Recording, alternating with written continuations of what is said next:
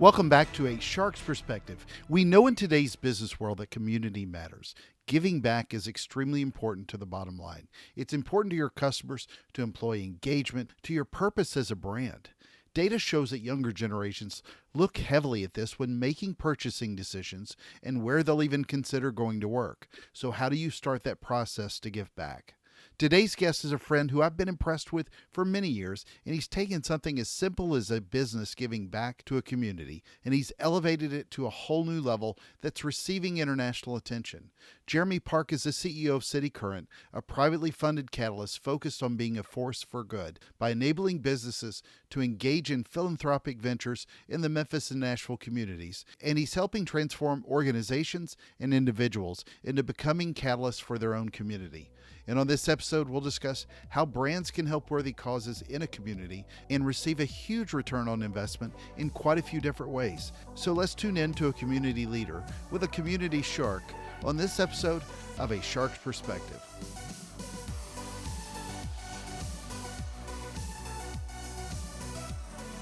Well, Jeremy, thank you for joining us today on A Shark's Perspective. If you would tell us briefly a little bit about your background and your career to date.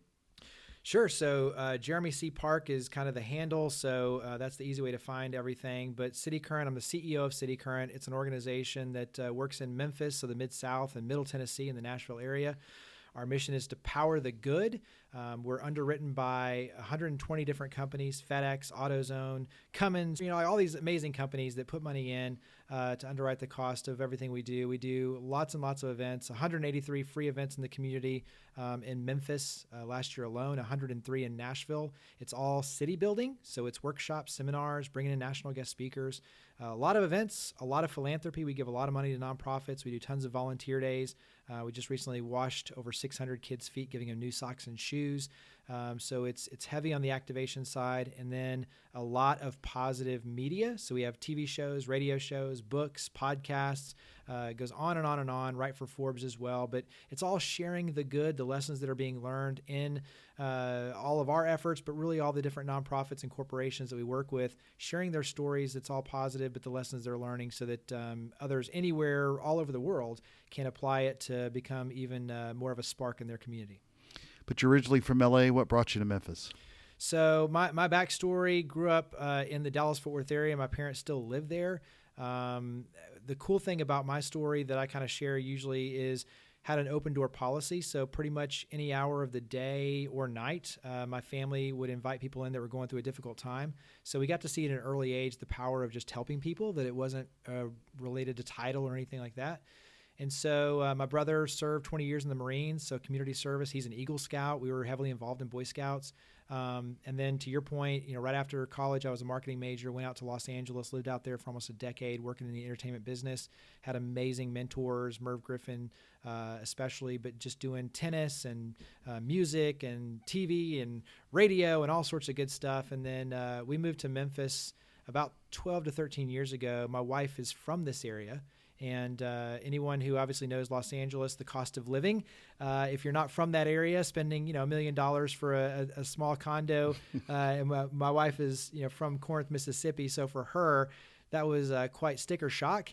But we have so many friends that grew up in Los Angeles, where obviously that's completely normal. But for her, she's like, for us, I want to be close to family. I want to be close to her mom and dad, especially, and sisters, and as they were raising their families. And I'm honestly super, super glad we did, because we lost her mother a couple years ago. And to have those cherished moments, to be close to her family, and now my brother moved here, it's been awesome. Important for us. Yeah. Well, with a good airport and the good internet, It's true. Technology today makes it easy. I'm on the road all the time, so I get it. So let's talk a little bit then about where I first met you, which was at a Lipscomb Pitts Breakfast Club event. You talk about these events, with the sheer number of events, which is incredibly impressive. But also, the Lipscomb Pitts Breakfast Club, which changed to cityCURRENT, has not just had a lot of good speakers. It's had a lot of amazing speakers. I mean, just the sports figures from being a sports nut. I mean, I'm sitting here in your room looking at baseballs and basketballs and footballs right now. I mean, I think about Herschel Walker, Bill Walton, Eddie George. Those are just some of the sports names. Lee Trevino. Damon John, the Yvonne Lindell. Yes, I know. Played tennis with him in Yeah. Monte Carlo once. But if you think about just all those massive names, a lot of people, Rachel Cook. So we've had, well, when you look at all the ones, I mean, even this morning we were talking about Katie Linendahl, who's the tech expert from Today's Show. I mean, Yeah. we've had so many amazing I was there for speakers that that. come in on so many different threads. And we'll average 8 here in Memphis, another 6 in Nashville in terms of the big national keynote names that you think about. You definitely can't ask me to pick my favorite because it's like picking a favorite kid. Yeah, and exactly. honestly, they're so different. The thing that Oh, I like absolutely. about it is that from sports to business to the hero that we call them, who served our country, a lot of Navy SEALs and those, I feel like, just like with this podcast, any chance you have to bring someone in who has a good story, but ultimately who knows the power of reflecting and kind of that introspective side, who can take those stories and ultimately share the lessons learned, that's the power. Because anyone who's taking any sort of amount of time is valuable. If we can pour into you and give you tips that you can then take back to your personal life, your business life, your spiritual life, whatever that might be, if we can enhance and enrich and then connect and collaborate, then ultimately we're going to be able to win your heart and do great things with it. So what was the impetus for those events, though? I mean, that's the main stage, if you will, for all of your events. I know there are hundreds of them throughout the year, but how did you go to an insurance company and say, let's pull together some celebrities, some really great thought leaders and speakers, put them up on stage. They're not talking about insurance. They're talking about all the things you just mentioned about helping a community. How do you go to your brand and get to convince them that this is a great effort to make? So, that's a really long story in terms of being able to share, but in short, so you're right. So it started as the Lipscomb Pitts Breakfast Club. Lipscomb Pitts Insurance is one of the largest privately held insurance companies in the U.S. It's based in Memphis. It's the largest, definitely here, primarily property and casualty, employee benefits, personal lines. But the thing is that it had bought out this networking organization that really was just an internal, passing the business card networking organization. And so here I come in from Los Angeles, California, moving to the area, meet this guy, Johnny Pitts, and he's like, look, we bought this out. It needs a plan. It needs a purpose. It needs something there. Would you write that plan? And to be fair, so my story, I was working at United Stations Radio Networks before I moved in, which is a national radio company, part of the Dick Clark legacy. So a radio station transferred me in from Los Angeles. That's what got me to Memphis. And on the side, I'm just writing business plans for nonprofits because I'm volunteering, wanting to meet people, and also to show them that I'm able to make a difference. And that's how it started. Is I wrote a business plan for a nonprofit. They're like, hey, you got to meet this guy Johnny Pitts, and he's a business plan. Write the business plan, and he didn't really give me any frame of reference other than he wanted it to make a difference. So I come back, it's a thick plan. He's like, wow, I don't have time to run that, so how about I hire you to run it? But here's the thing, I just spent a fortune to do it. I don't really have any way to pay you. So our director of communications for the insurance agency just left. How about I give you her job so you have a paycheck, and then on the side, see where you can take this organization. My wife thought I was crazy because she's like, you have 2 full-time jobs and you're only getting paid for 1. That doesn't necessarily make sense. But I thought it's a rare opportunity to really create something special. And so fast forward now, almost 12 years later, that's what's happened, but that's what's built this amazing relationship. And that's also, too, been the proving ground for trust to be able to take cityCURRENT in all these new directions that started, to your point, from an insurance agency that basically had an idea of doing something with something small to ultimately make a bigger difference. And that's the one thing I always say is, when you look at where this started, the fact that it started with an independent insurance agency to now do this thing that's making a difference really, in so many different ways across America and even the globe in some cases. Pretty cool storyline that it didn't come from some huge company. It just came from a company that wanted to make a difference. Well, Larry Linney, the former NFL football player and the author of Brand Aid, was recently on the show, and we were sort of connecting the dots. We were actually talking about shark diving and how it scared him, but his daughter loved it. And we got over to talking about Memphis and the food in Memphis, and I said, well, hey, I'd love to introduce you to Jeremy. And he said, oh, I work with these guys. I do a lot of that stuff. So, here's a guy that's written a best-selling book, who's a speaker all over the country. He talks about your event being the best one in the country by far. And I thought that was just high praise coming from a well-known, well-respected guy as well. Yeah, and I appreciate that. I think for anyone who's in the event space, You're only as good as your last event. I'll say when you mentioned, why do you do all the events and such? Look, events on our end, because we don't charge a ticket price, we underwrite the total cost for it. So food, speaker, everything. They're always a loss leader, right? So we can't charge a ticket price to recoup any of that money. We're fully funded by these companies, the FedExes, AutoZones, Cummins, Kroger's, Verizon's, all these companies, even down to Germantown Day Spa, Napa Cafe. So small, medium, and very large. But because there's no ticket price, like on our end, events are always kind of this loss leader. But here's the thing. To be a city building organization, which we are, you have to do the events because you have to connect. You have to collaborate. Everything is a relationship. And the only way to create relationships and to break down silos is to bring people together with a higher purpose. And that's exactly what the speakers are doing. That's exactly what we're trying to do with these events. So I feel like that's, to me, the kind of the biggest thing. But if you're in the event space, you've got to be very cognizant of, you got to start on time, you have to end on time, you have to deliver a positive message. It can't be salesy. It's got to be pouring into, content heavy. Once again, back to tips. There's got to be tips. There's got to be a reason to go.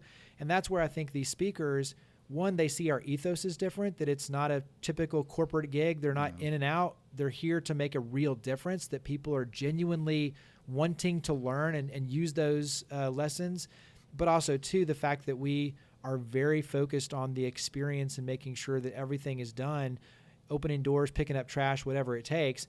That's what separates our events, but that's also, too, what puts us in the minds of these speakers and everyone who comes out, where it's like they enjoy it, but they find value in it.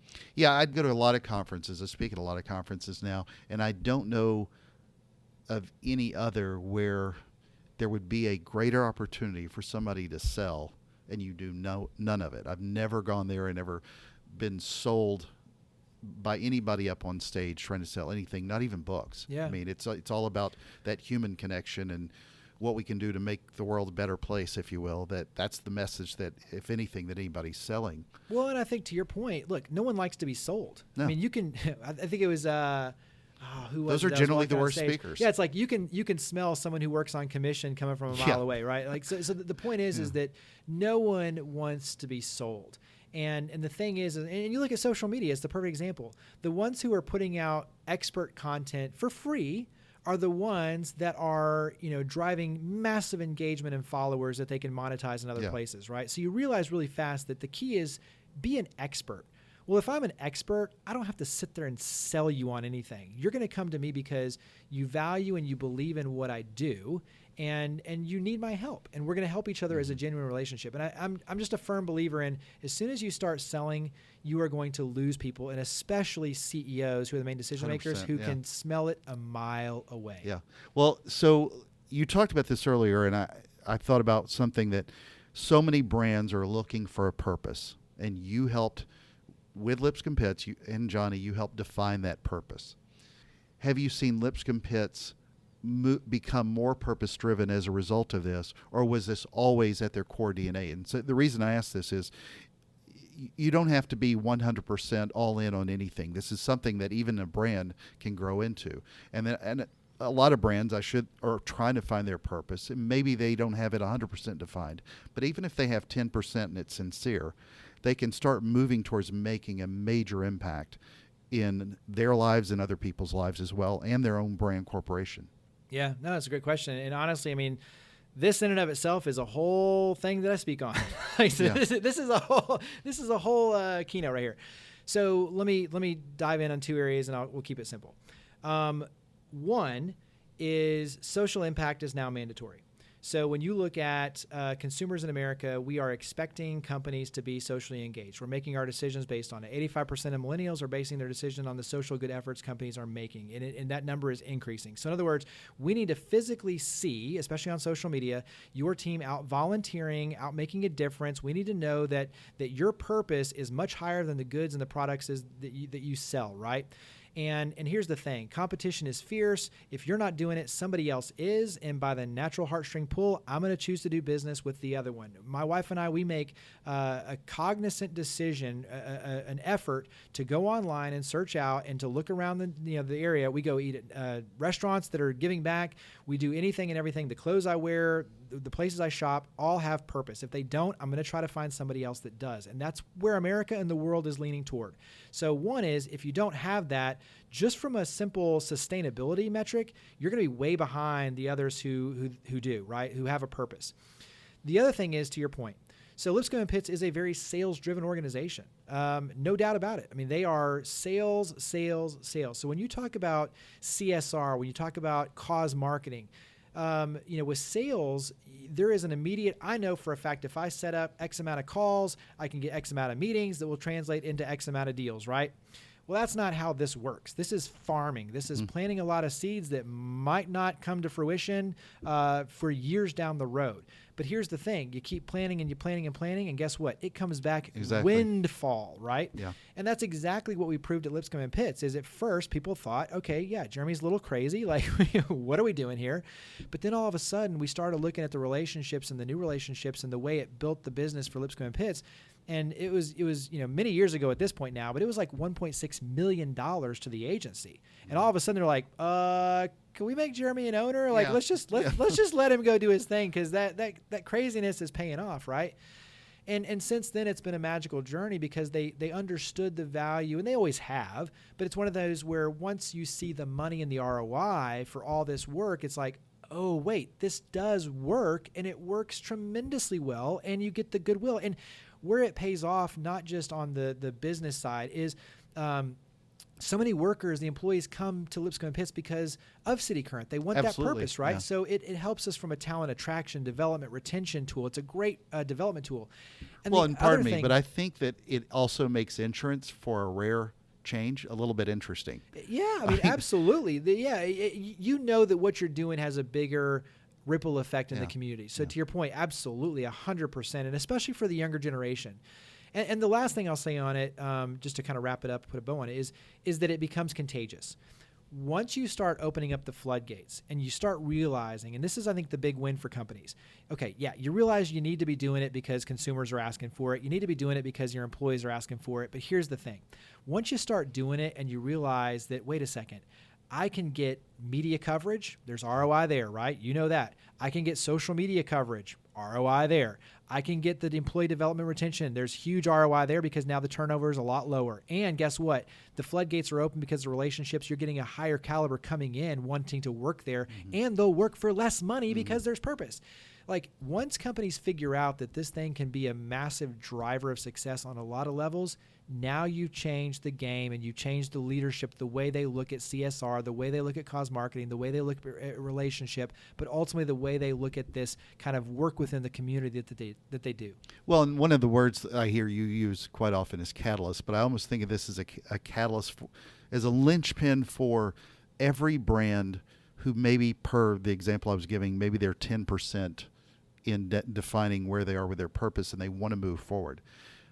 Your organization at least gives them the opportunity to get their toe wet as well. You don't have to be a brand and jump at pulling together your own event. You can partner with a group like yours that gets you and opens up a lot of other doors for them to get a lot more involved, because I think a lot of people want to get involved but honestly don't know how. And so just making that connection through a community organizer, if you will, if you think of cityCURRENT in that metaphor terms, that gives them the opportunity. Because when you look at the brands that are at the events, a lot of them have different, community engagement, but they really come with their best foot forward for the cityCURRENT powered events. Yeah. I think so to your point, kind of back to the way we operate, you've got the businesses that put the money in. That's our budget for the year. We do as much good with it as possible, but everything really is open for the general public. So, I mean, from our vantage point, you're right. Like, all this stuff is open for everyone. And, the thing that I find, which you're exactly right on, is that most people, they want to make a difference. They just don't know where to start, right? And so, and I would say that's true with companies as well, is companies, like, they want to make a difference. And here's the thing, nonprofits, there's over 5,000 nonprofits, 5,196 in the Mid-South. That's a lot of nonprofits. There's a lot of need. There's a lot of amazing people and organizations doing amazing work, right? But that can be overwhelming for businesses, because you're getting asked by all those companies or all those nonprofits to help. And so they don't understand, how do I navigate through that? How do I find my purpose? How do I create a community calling card that's something special that can be my sense of ownership in this space?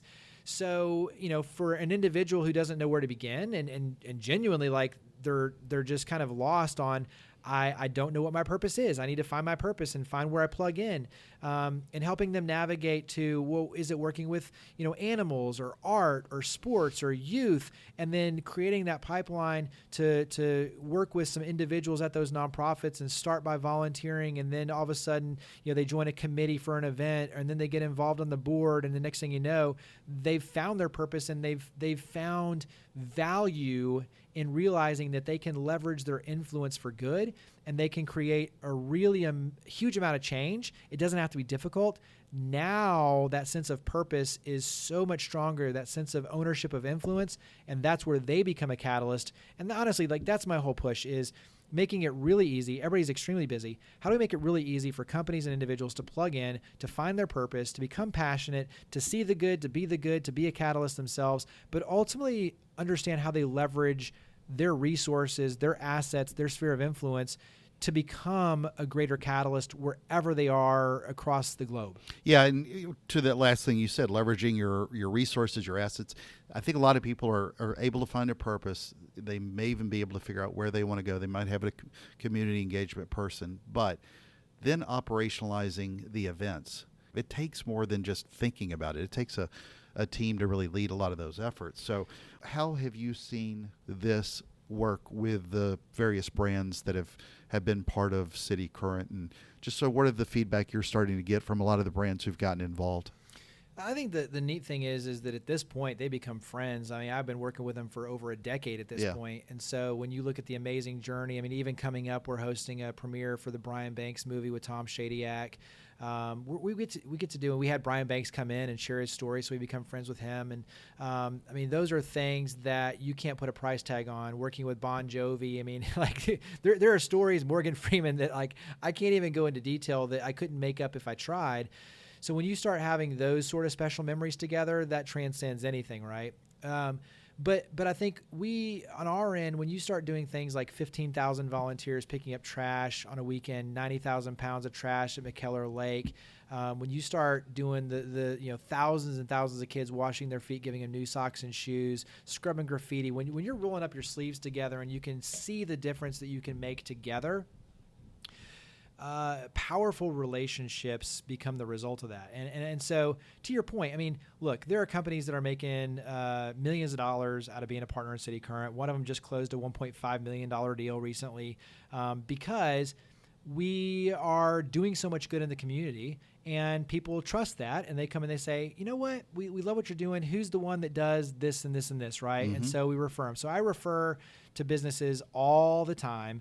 And that really is the power of it. So there is a valuable ROI for these businesses. But the cool thing is, that's not why they're in it. Like, they're in it because we're out there working in the trenches, making a difference. And that becomes that windfall back where, they are excited to write the check. And honestly, there are a lot of partners that put way more money in than we even ask for. Mm-hmm. Like, how cool is that? They just see that it's working, that it's helping others, and that it gives us a place and a voice and an activation tool to get our community engaged in ways that that both weren't there before but haven't really been seen before. Yeah. So it's all of this. Look, I have so many people that come and they're like, entrepreneurs and whatever else, and they all want this silver bullet, and they want it to be easy, and they want it to build this and everything. We're magically going to make millions of dollars overnight and solve the world's problems. You're not. Like, here's the thing. It's people helping people. It's hard work. It's one-on-one. Like, I've got to work with you directly and help you directly, and we have to have a relationship to be able to then do anything special together. And I think when we start realizing that, whether it's internships, job opportunities, poverty, homelessness, like any of these things that we're talking about that are big, we have to break it down into small one-on-one relationships to be able to help create real opportunities for each other. And that's where the magic starts. That's where the magic is.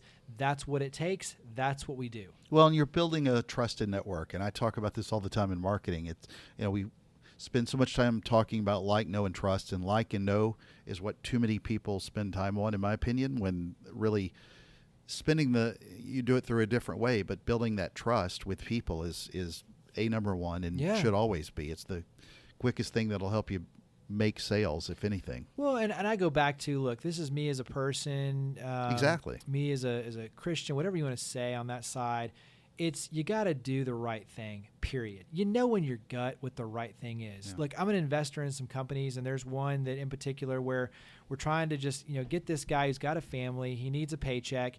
And I was like, look, if it has to come out of my personal wallet, like, so be it. It's the right thing to do, period. And I think those are certain things that transcend, that ultimately go back to your point about trust. What are you doing out there every single day that actually builds trust, that builds value? Are you the one volunteering? Are you coaching the little league? Are you doing all? If you're that person that's out there doing the right thing, money and positivity, opportunities, whatever you want to put in that label, in that bucket, it's going to come back to you. I thought it was when you put pictures of yourself on Instagram. I thought that was. Hey, well, look, I'm a big believer in positive energy. The older I get, the more I am laser focused on controlling my energy, being a guard of that. Yeah. And I genuinely push negativity away pretty darn fast. And I think, you control your energy, you control your attitude. Those are things that you can control. But I think the older you get, the more you realize, like I said, life is short, time is short. I'm not going to waste time with people who are just complaining, that aren't raising their hand to be a part of the solution, who are coming at it with negative energy. Just turn and walk away, because I know where my power is and I know what I need to be doing to make a higher difference, and that's where I'm going to focus.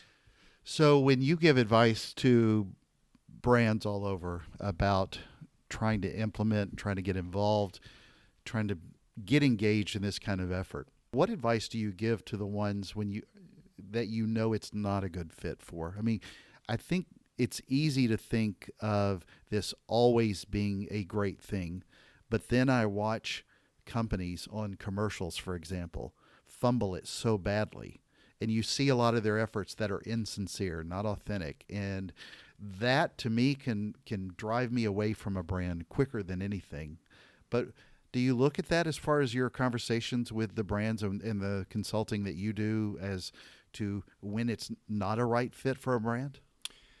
So the good news in my space is I don't really do a lot of consulting. I do a lot of speaking, but my day goes by at light speed. I'm laser focused on cityCURRENT and building Memphis and Nashville and making a real difference. And so on my end, I'm the first to say, if your heart's not in it, like, I'm not going to sit there and convince you. So I don't rely on any sort of paycheck to try to go down that route. And I'm a big believer, if it's not authentic, then people are going to see through it. Just like you said, if I'm trying to be something that I'm not, you're going to see through it pretty darn fast. So I'm not going to sit there and like even pretend to, back to energy, like, I'm not going to waste my energy on a company that really has no value in community. I will say, though, that I think, even if it's a little bit inauthentic, more companies are realizing that they have to be a part of it and they have to do it. Mm-hmm. So then it becomes, maybe it's not inauthentic. They just genuinely don't know where to start. And I think that's a different thing. Is what I find is that most of them, they're doing it from the right place. They just are lost, right? Yeah, and so sometimes that can come across as inauthentic, but it's not that they're not authentic. It's just they're just lost. So that's where on my end, I think diving in, and I would put individuals and companies both in this space where most of them are just lost. So my basic things to keep this really short and sweet are, one, genuinely writing down, like on paper, what your purpose is. Do it as an individual, as a family, as a business.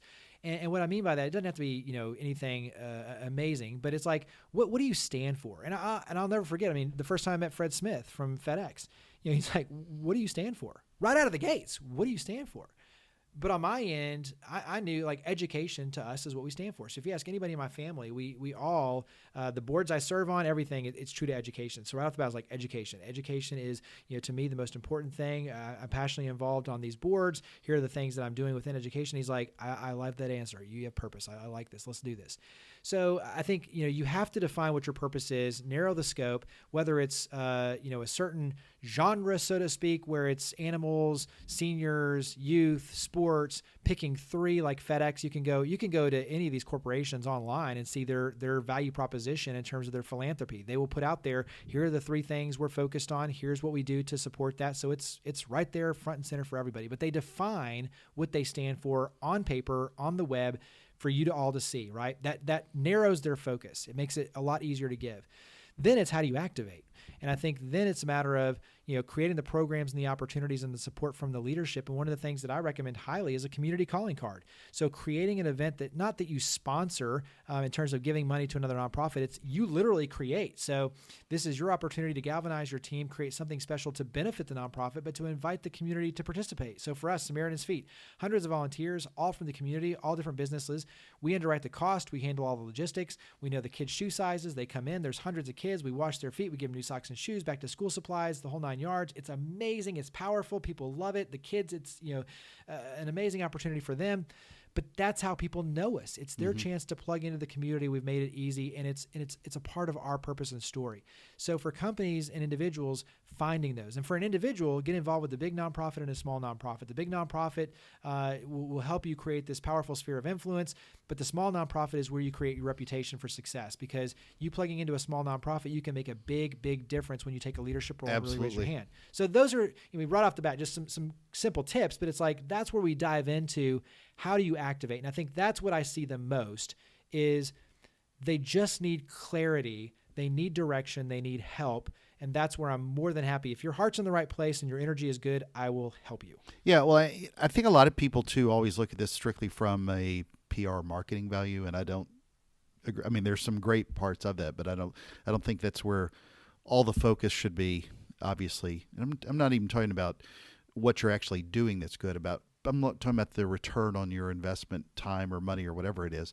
But one of the key ones that really stands out that you've touched on a couple of times that I'm a big, huge believer in is getting employee engagement. There's so many brands today that are having such a problem with attracting employees, getting them engaged once they're there, making them do great work.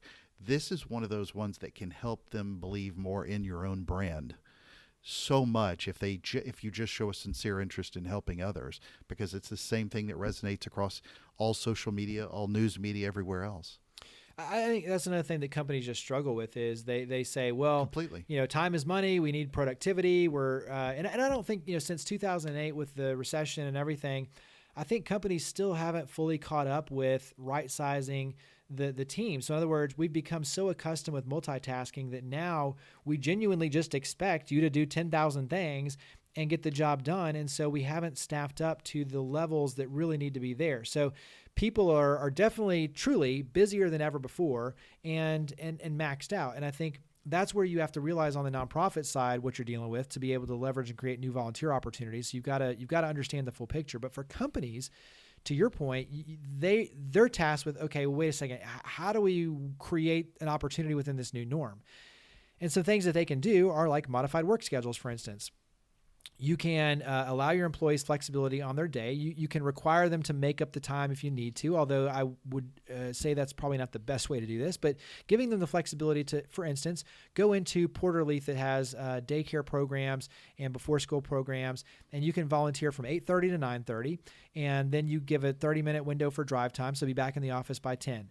Or you can go from leave at the office at 3:30, go volunteer from 4 to 5. You finish your day in a normal, when you would normally finish, but now you've got an hour that you can mentor, you can tutor kids after school. It is a powerful way.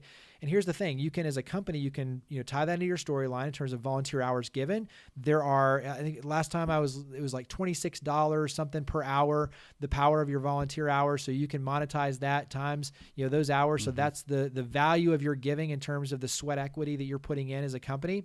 So back to story on your end, you can build some really amazing stories by allowing your teams to go out. And then, to your point, create some engagement opportunities where you can go out. It doesn't have to be an army of people. It can be three people in a picture going out and building a Kaboom playset. That's awesome. Boom. That's a win. That's also a win for the nonprofit. That's a win for the team. You can cross over and use that as a team building from different departments. You can, as a CEO, invite your team out to go and do in-service days, invite the nonprofit executive director come in and do a lunch and learn. Like there's a lot of things when you start throwing ideas on the table that companies can do to make it really easy to increase employee engagement that will increase employee morale. And if you look at all the studies, like Home Depot is a great one, just a little bit of access to engagement will increase your productivity and happiness dramatically. So there's, once again, every reason for you as a company to do this. So if you are a brand, and I've got a large listenership now, if you're in Seattle or Miami, a little outside the scope of the Memphis, Nashville area, and if cityCURRENT isn't moving to Seattle or Miami or anywhere else outside, those thousands of miles away, that's going to make your road trips a lot more exciting. But those are flights. The flights. But what's the advice on how they start? Yeah, honestly, it's the same. There's no shortage of nonprofits in any community, period. So you can go to a ton of different websites online to find. Some make it very, very easy in terms of aggregating all of them. Sometimes you have to look a few different places. But here's the thing. As an individual, as a family, as a company, I encourage all the above, because even as a family, it's a powerful opportunity to sit down and really learn the heart of your children and your spouse and where you are and where you want to go, what's your legacy going to be. So it's just as important as a family and as individuals. But as a company, once again, what do you stand for? Above your products and services, what do you stand for? Writing that down. That gives you a sense of higher purpose that's going to be way bigger for your customers, but also too for your employees. Next is how do you activate it? And figuring out, once you narrow it down, is it pedestrian safety? Is it disaster response? Is it education? Is it youth mentorship and sports? Is it, whatever that looks like for you? And it can be different if you have different offices around the nation, right? So you can let the employees be a part of that, creating and crafting the plan, so to speak. But once you figure out what that looks like, then it's a matter of, okay, let's reach out to those nonprofits and let's create some special opportunities. Let's create nonprofit tours so we can go and see the good and simply just experience it. Let's create maybe some in-service opportunities where we can put together and package food to give out to those who are homeless. Let's create some events and opportunities where we can invite the public in, like our community calling card conversation. Let's, instead of doing Secret Santa with our employees, let's use that money and let's actually go and do something like getting teddy bears for the Child Advocacy Center, where those teddy bears we know will be the source of hope for these children who've been abused. So you can add purpose to things you're already doing, make it extremely easy, and in the end, create this ripple effect of generosity, of happiness, of purpose that will permeate and drive a whole new culture within your organization. So I don't care where in the world you are, because we're globally connected now. You need to have purpose. You need to be driven by purpose. And ultimately, you can be driven by purpose very easily. It's just a matter of, back to leadership, it has to be a part of your strategy. Where do you want to see this go? Where do you want to see cityCURRENT go over the next, say, 5 to 10 years? So my personal answers are on this. One is the direction that we're really headed is a lot of national media. So very much just like your podcast, getting the word out and being a source of light for companies, organizations, individuals around the nation and around the world, just to be able to pour into them hope, positivity, inspiration, and some strategy and lessons that they can apply. And basically that's the key. We want to just reach as many people as possible. The world is consumed with negative energy. We need positive energy, and we are here to power the good. Now, when you look at the blocking and tackling and where we're working, obviously in the trenches in Memphis and the trenches in Nashville, people working with people, trying to connect, collaborate, build. That's one of those where who knows, if cities say, hey, we'd love to look at cityCURRENT coming here, we're kind of open to that, but when you talk about city building, you got to be locally focused. Yeah. Like that's the thing is it is hard work and it is heart work to be able to do what we do and to genuinely make a difference. This is not lip service. We're not in it for lip service. Agreed. To be able to see real change, I got to be here day in and day out. And I've got to be in Memphis helping people to grow this city to do it the right way. So my ethos, personally and professionally, is we just want to inspire more people, give you the blueprint. It doesn't have to have cityCURRENT listed on Exactly. it. We just want you to learn what we're learning, help you out on the way, and inspire more good. And in the end, we all are better for it. And then they can make it their own. It does Absolutely. not have to be the same. Yeah, there's no ego in this. There's no, I'm the first to say I'm always with our team trying to innovate and learn and grow. And at the same time, I want others to be able to take anything that we're doing and be fully transparent and say, hey, you go take this and run with it. We're not out this is not, we obviously have to pay our bills, but this is not about the money. This is about the change that we can create together. And when you put that as the transcending piece, the due north, that makes a lot of these decisions really easy. So, Jeremy, we are probably much closer to catfish than anything else in the waters near. But I've got to ask you, because you've known that I'm been nicknamed Shark for a while, so for longer than you've known me. But what is your favorite kind of shark and why? Has never come up on your radio show, TV show, or I was about to say, it's definitely a not new in one. any of your books. I try to avoid sharks. So obviously, the great whites and all those. I mean, the hammerheads, you hear this. I don't really, I'll say this. My favorite sharks are the Shark Tank, on TV. We've personally become friends with Kevin Harrington, who was one of the original Sharks. I've had him on our TV show. Great, amazing guy. Damon John, another one, gotten to know pretty well. Amazing guy who's actually investing in a lot of Memphis companies and Moe's Bows and all those. Yeah, I mean, it just, good people. And I think, I look at my favorite shark is anyone who takes time to genuinely be interested in another person and to help. And that's where I'm on the business shark side much more than even living in Los Angeles. Like, sadly, I was close to the beach and never really got to spend a whole lot of time at the beach. So I'm going to avoid the animal sharks and enjoy and appreciate and support the positive business sharks. You got it. Well, Jeremy, it's that special time in the show. Are you ready for the 5 most interesting and important questions you're going to be asked today? Sure. Fire away. All right. Number 1, Memphis or Nashville? Can I say both? So here's the thing. I know you probably want short answers, but here's my honest assessment on that. Absolutely love Memphis. The thing about Memphis is that you have people that are lifelong Memphians, like Johnny, who grew up here, who are passionate, who, when you talk about community, it is deeply rooted in their blood, in their DNA.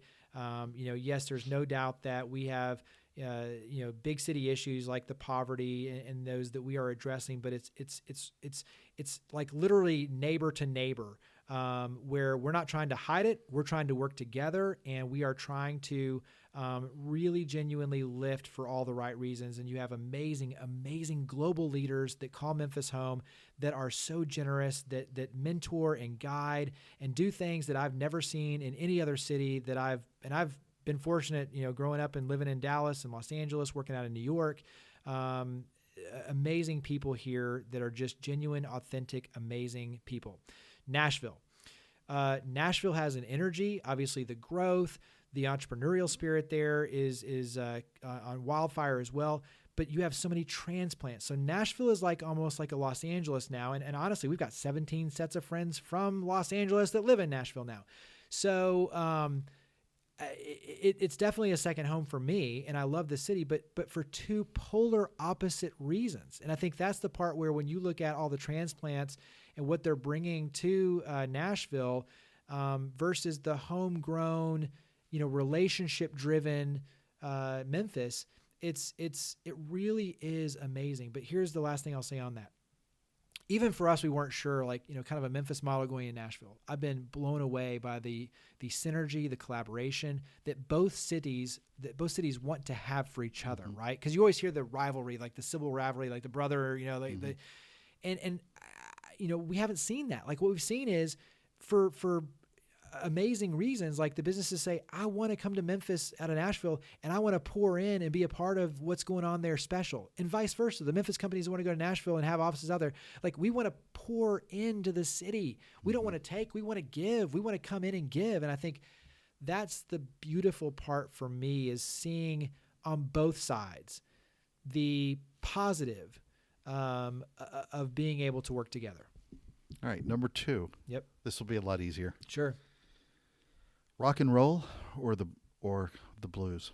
Rock and roll. I mean, my wife will tease me all day long. I mean, I'm alternative. Let's just put it in that category. Like, I am alternative rock, pop. So I was, obviously, music is a big part. I was a songwriter, played in bands and all over for LA for a long time. And so as a songwriter, like my wheelhouse, I'll play for hours with all my guitars and stuff in the room. But my wife would be like, can you please stop playing things that are, in her mind, like the Bush, the Glycerine, like those type of songs, and Oasis and all those, that she's like, come on, like play some Bon Jovi or play some of that stuff. And I'm like, I'm alternative to the core. Like I'll do some Maroon 5 and some of that stuff, but for the most part, I'm alternative rock. All right, number 3 for a tennis player, Rafael Nadal or Roger Federer? Ooh, once again, that's tough because I appreciate both. I mean, you talk about Nashville and Memphis, like those two are polar opposites, right? So, so I grew up in the era, and my kind of idols, honestly, like Jim Courier, Sampras, Agassi, McEnroe, Connors, Patrick Rafter, like those were the ones that I grew up on. Andy Roddick a little bit too, but for the most part, Tommy Haas, like they were some of the counterparts. But so like I patterned my game actually after Jim Courier, and I've got some stuff where I had a chance to play with him and hit with him and stuff like that, and got to know him a little bit, and like that. Those are the things I always take with me. But when you look at where tennis is today, I respect both of those players. The hard thing is, I probably would lean a little bit more toward Nadal, simply because like Courier, he's a grinder, man. Like that guy will grind you out. Federer will blow you away. He's like the Sampras, my era, where his game is just so smooth, and you appreciate it. But there's something fun about watching Nadal just out there, just kind of beat you into submission and sweat it all out, and just like he's gonna, if it takes 5 sets or even 5 hours or 20 hours, like that dude's not gonna quit. All right, number 4, Dick Clark or Merv Griffin?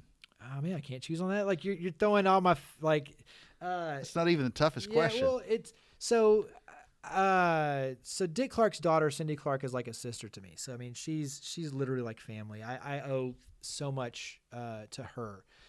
Merv Griffin, I owe so much to him personally. I mean, I was the head tennis pro out at Beverly Hills Country Club for a long time. Ran Merv Griffin celebrity tennis tournaments.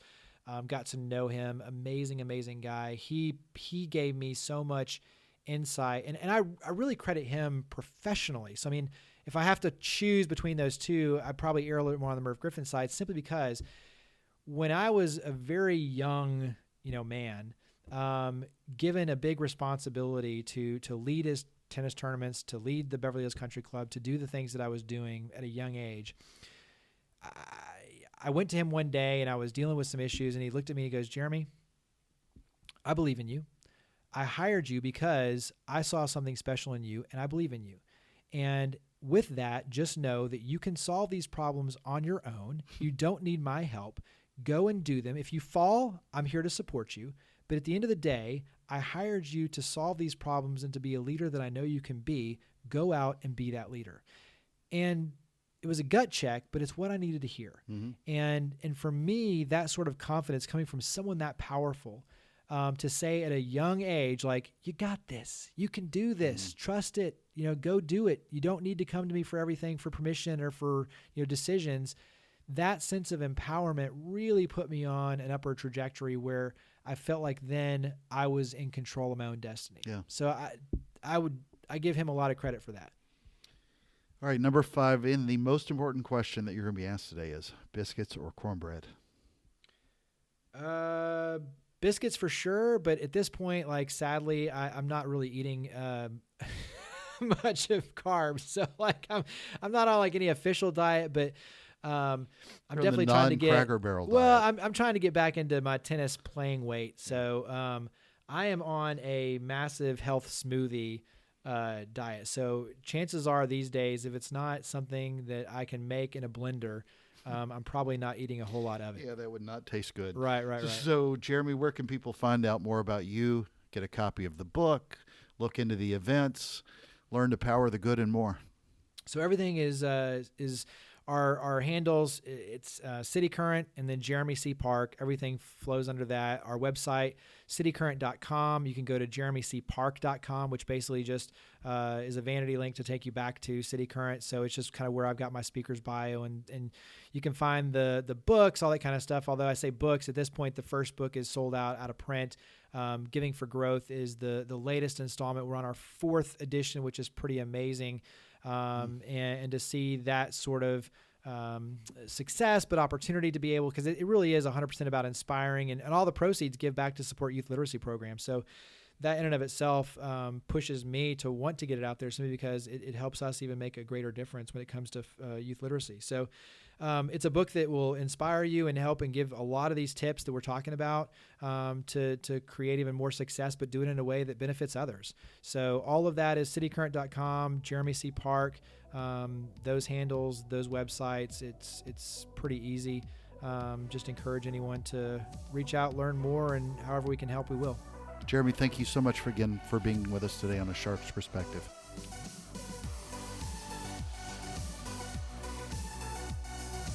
So there was my conversation with Jeremy Park, the CEO of cityCURRENT, a privately funded catalyst focused on being a force for good by enabling businesses to engage in philanthropic ventures in the Memphis and Nashville communities. And he's helping transform organizations and individuals into becoming catalysts for their communities. Let's take a look at 3 key takeaways from my conversation with him. First, some of the absolutely most rewarding parts of my own career have been opportunities to give back. Just as an example, I've put together efforts to help groups like St. Jude Children's Research Hospital, Toys for Tots, my local food bank, and a lot more. And very few things in my own career, and also what I saw reflected in my peers, there were very few things that were more rewarding. And similarly, there are just a few things that will help you appreciate the brand you support when you see them. Genuinely helping others and giving back to your community can be an amazing experience. It really resonates with the people who are familiar with your brand as well, and whether it comes from the subconscious or strictly from the heartstrings being pulled, it will make a difference in how they view you and consider your product or service. I'll offer this one warning though: if it isn't part of who you are at your core, then be careful as to how you enter this space. It has to be sincere or everyone will see through it, and it can be a disservice to those you're trying to serve. Remember that you cannot be just a toe in with authenticity, but when you find it as part of your purpose, then it can open up so many other opportunities for you, for your brand, and for those that need your help. Second, so then let's talk strategy, since it is, after all, a business effort we're directly discussing. Cause marketing is part of what Jeremy was discussing, is planting a lot of seeds. Your growth strategy looks at efforts month over month, quarter after quarter, and year after year. But these kind of seeds take a lot of time to mature. Just make certain to measure this effort the right way. Are you helping people? Are you serving your community? Are you able to show your community that you care with better social media posts? Is it great media coverage that you receive for what you were doing, not just coverage that you sought or tried to create? Are your employees more engaged and feel like they're part of something special? Are you networking with other like-minded businesses and partners that help you build trust in each other? Is this part of your DNA or just some marketing effort that gave your community engagement person something to do? You should measure it, and you hear me talk about attribution all the time. But remember that purpose and a higher meaning doesn't just always follow a linear path, even when you're aiming up. But you should use this as part of your marketing and advertising efforts. Use footage in social posts and landing pages and ads. Just be sincere about it and logical as to when it makes sense to use it. I've known a lot of brands who've done this well and many who have not. And it can, on occasion, if you do it right, really be a home run and a differentiator for your brand. Third, a lot of companies want to get involved but don't know how, and as Jeremy points out, a lot of them just look lost and may even look insincere even when they're involved for the right reason. So you want to get started, but my advice follows suit with Jeremy's. The first thing you do is not think about the event or the charity or the PR or anything else. The absolute first thing that you have to do as a brand is look yourself in the mirror. Figure out, write it out even, and define what your purpose is. Then narrow that effort down that resonates with that purpose, and think about how you can help your employees to get involved. I like the community calling card event name that he gave it. Start creating something special to benefit a good cause and get your employees and the community involved. That will create the beginning of a cultural shift. Do something special to benefit a cause. There are plenty of nonprofits in every area, and ask their advice. Many of them know exactly how to help you as a brand start getting involved. But above everything else, first know what you stand for and what you believe. Create a community and a network of trust. Got a question? Send me an email to kenneth@asharksperspective.com. And thank you for the privilege of your time. Life and time are short, so don't waste either. Let negativity go. Let's make a difference. Don't forget to help me save some sharks with cleaner waters, and let's stop shark finning.